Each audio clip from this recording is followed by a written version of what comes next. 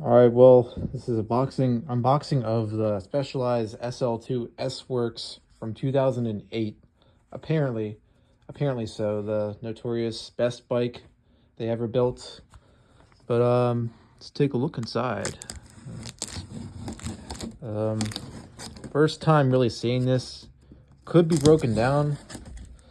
We don't know. But this is it.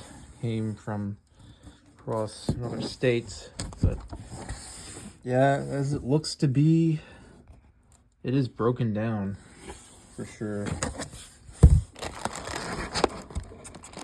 Yeah, they said there's some few minor nicks on it, but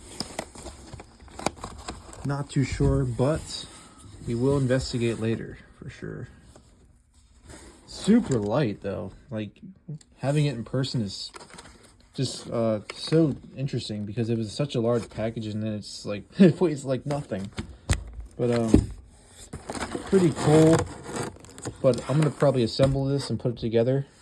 And there'll be a separate video once it's all put together, and I'll give what I think about it when it's together for the first time seeing it. But yeah, that's pretty much looks pretty decent. It just looks great already just seeing it, you know. It's yeah, again, like super light. It's like, but yeah, we'll see.